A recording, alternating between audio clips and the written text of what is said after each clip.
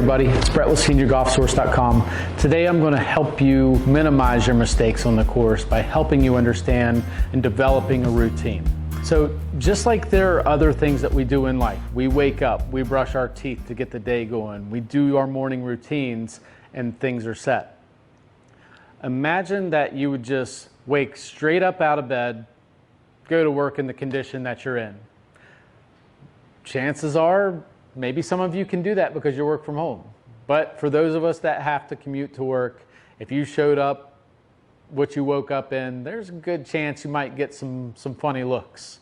So when we're looking at developing a routine, I'm not talking anything to do about the golf swing. I'm not talking about what you put on or wore to the course. I'm talking about a pre-shot routine. This is going to be the balance point between the golfer that kind of loses focus on the course, has moments of glory, versus the golfer that is consistent. They're always going through a routine that helps them develop their consistency. So I'm going to walk you through verbally what I do when I'm approaching a shot. So let's say that I'm on a par 3. I've got 170 yards to target. And I'm definitely going to go through a couple things prior to even addressing the ball. I want to look at factors like wind and altitude. Am I hitting into the wind? Is the wind helping me? Is it pushing from one direction to the other? And then I'm going to jump into the actual slope. So some people have rangefinders that will show slope. Unfortunately, those aren't something I want you to have to rely on. They're out there, but I want you to be able to use instinct over a machine.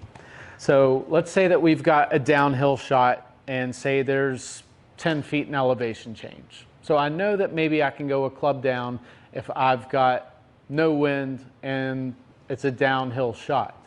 So I'm going through factors like that prior to even stepping up on the tee box. These are things that I'm assessing as I'm getting to the tee box. I'm really paying attention to wind direction and the slope of the course. And that will help me understand, all right, well, I know the raw number that I need to hit, but what are these outside factors doing to the actual length that I need to hit the shot?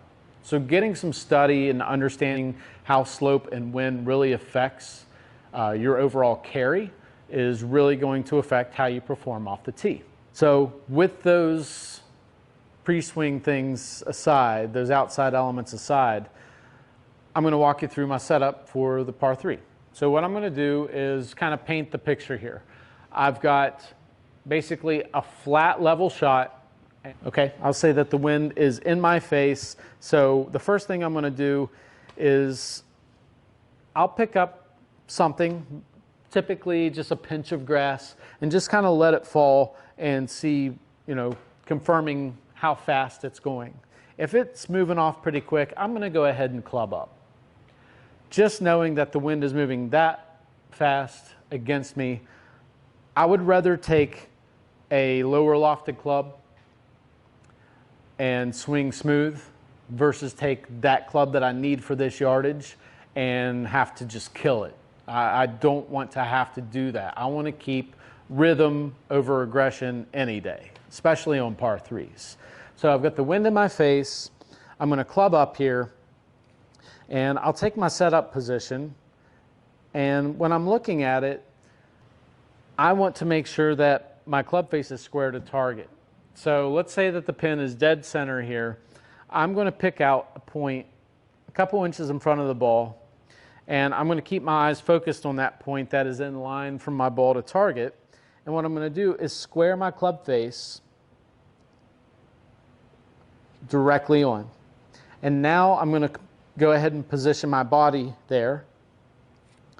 And we'll go ahead and take a swing and see what we get.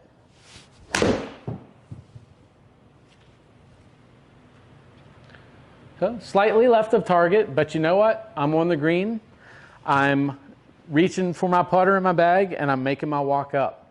So as I'm making that walk up, I'm doing the same exact thing again. I'm assessing the outside elements. Obviously, wind's not necessarily going to affect my putt. I mean, in some cases it could, but I'm paying attention to that other factor of slope.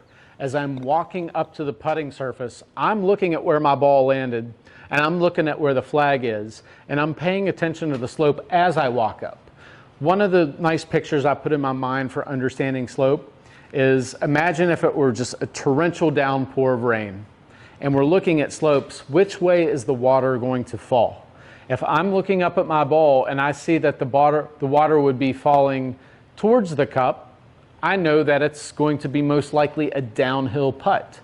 And I'm really paying attention to, in my mind, is it coming towards me a little bit? That would be indicating that that putt's probably going to break a little bit right. Using that around the golf course is really going to help you understand how your ball is going to react when it lands or how you putt it. So let's say I'm playing a par 4 and the fairway has a relatively big slope to it. It's not necessarily a long par 4. There's a lot of slope. And if I were to hit my driver like I normally do, it's going to hit that slope and it could kick it hard into the rough. Would it make more sense to maybe hit my 3-wood off the tee, and it's going to land just prior to that position of the slope, and I'm going to miss it all in all? I'm going to have a nice flat level shot for my approach shot.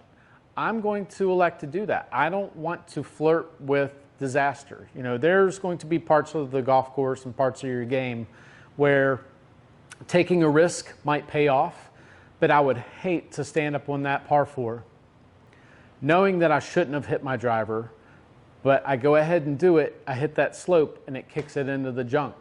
I just hit a good shot, but I'm not rewarded for it because I had a bad judgment call in my pre-shot routine.